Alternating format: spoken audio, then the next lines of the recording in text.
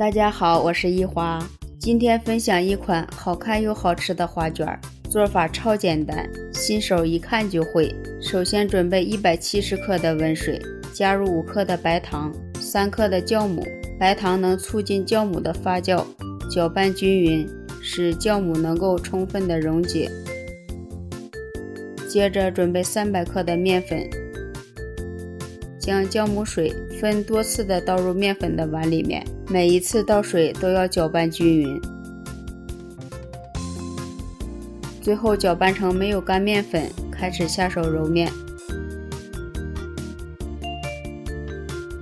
刚开始面团不容易揉光滑，盖上盖子休息10分钟，10分钟后我们再来揉面。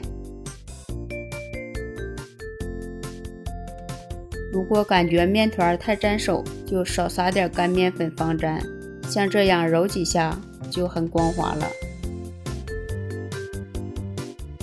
然后面板上撒点干面粉，把面团移到面板上，擀成长方形的大面片。我们今天要蒸的这个花卷用到的是后发酵法，不用先发酵了，这种做法更简单，也节省时间。然后找一个圆形的瓶盖或者模具，按压成小圆饼。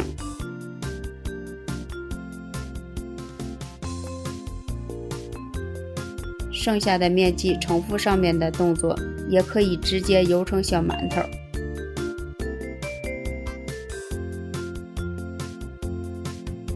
接着拿出一个小饼，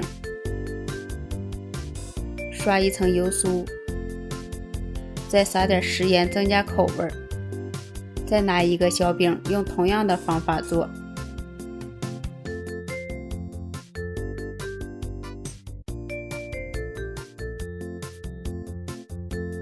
最后再放一个小饼，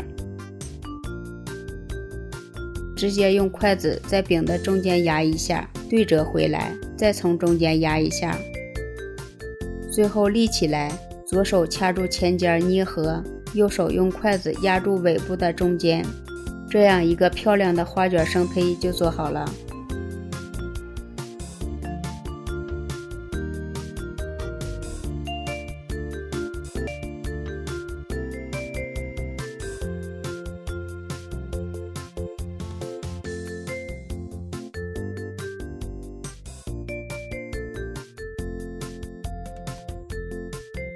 剩下的小饼全部按照这个方法做好之后，摆入蒸锅发酵40分钟。